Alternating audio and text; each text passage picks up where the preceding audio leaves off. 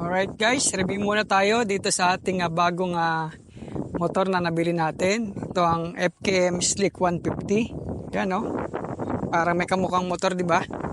Kaya itong makina ng Slick 150 ay 4 valves na siya. Tapos single overhead cam.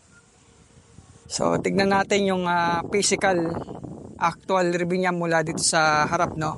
Kung anong meron makikita natin sa kanya. Una, ayan, kikita nyo yung windshield. So, ang kapal ng windshield niya. Pambasag hangin yan. LED na rin lahat ng ilaw niya. Ayan o. Ayan, makikita nyo rito. Ang laki ng disc brake niya. Tapos, yung shock niya. Ayan, may cover o. Cover siya, hindi siya basta mapuputikan. Ayan, makikita nyo, naka-ABS na rin siya dito sa harap. Makapit yung gulong niya rin dahil CST tires na siya. Ang size ng gulong niya sa harap 100 by 80 by 14. Tapos dito naka carbon na rin siya oh. Lapitan natin naka-carbon na rin siya. Astig. Tapos naka Allen bolt na rin siya. Yung naka-flower na tornilyo no. Then dito sa gilid, meron siyang emblem. Ayan, 150. Magkabila yan. Left and right, may nakalagay na 150. Yung side mirror niya, malaki rin, ano? Kung titignan mo, parang pareho sa click natin. Pero pag nakita mo pinakabi niya, ang luwang ng nakikita mo. Yung napaka-wide nung mirror niya rito. Kita mo lahat. Tapos, yung odometer niya, digital. May clock na rin siya. Tapos, trip. Hanggang trip A lang din siya. Wala lang siyang voltmeter. Pero, pwede natin siyang lagyan dito nang hindi natin kailangan magbutas, no? Dito sa pinaka-side pocket niya, meron siya ritong, ayan, nakita nyo, cigarette lighter. So, pag tinanggal mo yan, pwede nyong palitan ng, yan, yung voltmeter tapos charger na rin. So, hindi naman natin kailangan to, no? Kaya sigurado, papalitan natin to ng voltmeter na may charger na rin para additional charging area natin. Bukod kasi dito, meron ding charging area dito yan. Ayan. So, sakto na yan dito kapag nakalagay yung cellphone natin, ano. So, maluwang din yung ano niya, no? Yung side pocket niya. So, yung nakikita nyo na yan na kulay orange na yan, ito yung switch para sa side stand natin. Pwede nating i-off yan. Pag naka-off, ibig sabihin kapag umaandar yung motor tapos sinide stand natin, hindi mamamatay yung engine. Keyless na rin siya. Ito dito sa left handle niya. So ayun lang, yung high and low. Tapos left and right signal. Then yung horn. Tapos meron na rin siyang passing light dito. Ayan. So wala ka nang poproblemahin. Tapos meron na rin siyang handbrake, no? Unlike doon sa ibang 150cc na nakikita natin, 150, 160 na motor, pagka naka-dual disc brake, hindi naka-handbrake, no? So, paandarin lang natin. So, pag pinandar natin, pindutin lang natin yan. Tapos, ayun lang.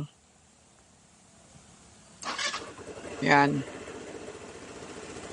Yan, yung tunog niya, napakalutong, no? Malutong yung tunog niya. Yan. Kung makikita nyo, yung signal light niya, may tunog. Yan, no? May tunog siya, oh. Parang kotse. Diba? So, hindi mo makakalimutan na nakabukas yung, ano mo, naka-signal light ka. Tignan natin dito sa right handlebar niya. Meron siyang, kung sa Honda, meron siyang idling stop. Dito naman meron siyang kill switch. So ito manual to, no? So kapag in-stop mo siya, ayan, patay yung engine. Kaganda lang nito, kahit na isilinyador mo siya, hindi siya andar. Para mapandar mo lang siya nang hindi mo na kailangang ino-on sa off dito sa susian, i-on mo lang ulit siya.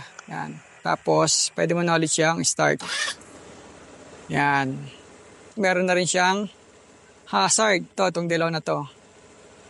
Yan, on natin. Ayan o, naka-hazard siya. Di ba wala ka ng problema? Pang ano talaga to? Kinuha nga pala natin tong Streak 150 para sa ano natin, pang MC Taxi. Yun ang purpose niya, kaya ito yung pinili natin na motor. Then meron na rin siyang sabitan dito ng mga bagahe, mga maliliit na item. Yan. Tapos yung footboard niya, maluwang siya. Kung titignan nyo, kung sa mga may click dyan, ayan tignan nyo. Huwag nyo na tingnan yung kukuha. Talagang pangit na yan. Maluwang siya. Ito, tigita nyo. Luwang pa rito. Kuwan. Tapos, yung pa ako. Ayun luwang Tapos, may extension pa. Pag naka-cruising type ka, luwang siya. Ayun So, ang sarap niya sa, pakiramdam pagka dinadrive mo siya ng dire-diretso. Relax na relax lang. Dito pala sa switch na to, pwede mong i-off yung LED lights. Pero pagka naka-off yan, pagka naka-off yan, ang nakabukas lang sa kanya yung daytime running light. Yun lang. Ayan, kita ba?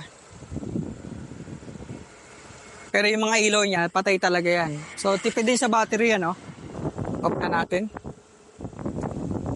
Ayan. Tapos tignan natin compartment. Ayan.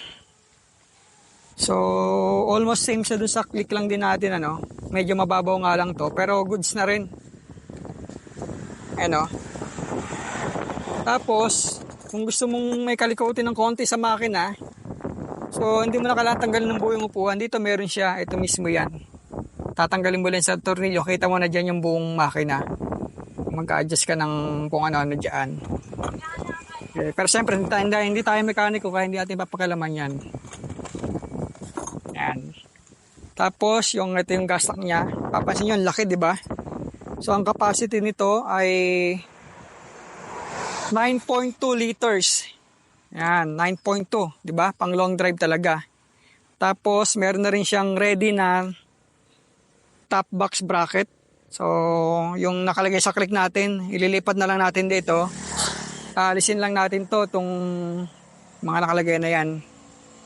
So, hindi tayo mahirapan maghanap ng bracket. Saka matibay siya, kapal ang bakal niya. Saka mabigat din talaga itong motor kapag i-atras abante mo, mahirapan ka. Pero pag nananakbo naman na, okay na dahil 4 pubs nga siya, kaya magkaan siya patakbuhin. Dito naman yung muffler niya, ang laki. Pero good siya, ang ganda ng tunog niyan. Tapos, dual shock na siya. So, yun yung habol talaga natin, kaya tayo bumili nito. Dual shock. Tapos, dual disc brake na rin. Ayan, ang laki ng disc brake niya. Kasi laki ng sa harap. Tapos, naka-ABS na rin pala to. Ayan.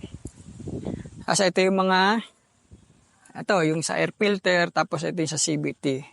So, sa parts naman, sure ako na marami siyang parts. Pero, kakaroon pa rin tayo ng series of previews sa susunod na araw. Kapag nakuha na natin yung papel natin, 3 weeks daw kasi yung process ng ORCR natin. Then kapag napaano natin to, naibiyahin na natin to. So expect nyo mag-upload tayo ng mga series of previews dito sa motor na to. So kagandahan dito, meron siyang snorkel. Diba? Sa mga may click, so tignan nyo, ito yung may mga singawan siya. So sabi nung ng mechanic, para daw sa baha, So, pero siyempre, pag baha, hindi ko na ito ilulusong, Siyempre, bago pa eh. Ito yung snorkel niya, nakasingawan niya nandito. Dalawa yan, isa sa filter box, isa sa CVT. Ayan. So, ito yung sa filter box.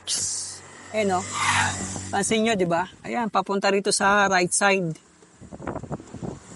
Tapos, ito yung sa CVT. Ayan, ito siya, hindi lang masyado kasi medyo madilim, Galing galing pagkakagawa niya. So, magre-review tayo nito kapag nabuksan na natin yung panggilid nito, Kapag naglinis tayo. I-compare natin doon sa click natin. Okay. Tapos, ang size ng gulong niya sa likod, 120 by 70 by 14. CST tires. Disc brake niya, makapit, konting piga mo lang talagang preno ka. Tapos oil capacity, not sure, pero parang ang sabi ng mekaniko, 900 ml. Hindi ko pa rin nababasa ng buo yung manual niya, no? So, yan. So, ito yung pinakailalim. Meron na rin siyang tire hugger dito. Yun, no? Yan, no? Mukhang makunat yung tire hugger niya, no? Ayan, ano pa ba? Tapos, yung passenger, ano niya, footpeg. Yan, malambot. Tapos, radiator. Radiator na rin siya. Tapos, dito nakalagay yung reserve niya, no? Yung reserve ng radiator, yung coolant. Dito, sinisikwat lang yan, ano? Ayun, napakita ko sa inyo. Ayun, kaya ng kamay, no? Ay, hindi pala to. Sorry. Takip pala to ng, ano, footboard. Ito pala, ito. Ayun, no? Yung sikwatin lang yan dito, eh. Ito. May plies yan, eh. Nabuksan na namin nakaraan yan, eh. So, tagong-tago, no? Safe yung, ano natin. Hindi basta-basta mawala yung takip nung radiator cap ay ng reserve, no, ng coolant. Ayan. Ito pala, takip pala to ng mga ano, tornilyo ng footboard, no. Tapos dito yung battery niya. Okay? Maganda yung klaseng battery niya, no. Gel type na siya. Tapos ito para sa chassis yata, no, yung number. Tama ba, chassis ba o engine? Chassis yata. Okay. Eto, hindi ko pa alam kung para saan to, no? Tatanong ko na lang sa mekaniko kapag bumalik ako sa, ano, sa branch kung para saan yan. Tapos, dito, kung gusto mong mag-check ng spark plug mo, hindi mo na kailangan magtanggal-tanggal ng mga flarings mo, no? Dito lang, sinisikot lang din to. Designated siya para sa spark plug. So, yun na muna, guys. Salamat sa inyong panonood. So, paki-share na rin and like na rin, no, kung nagustuhan nyo yung review natin. Hindi tayo ganun kagaling mag-review, pero at least siguro naibigay ko yung details nitong motor na to, no? Yan, mabigat siya sa actual talaga, no? Pag itutulak, iatras sa bante, mabigat talaga siya, mga around 140 or 150 kilograms yata to. Ayan. So hanggang sa next natin upload, antayin nyo na lang ulit siguro kapag complete yung papers natin, meron tayong ORCR saka plate number. Okay, bye-bye!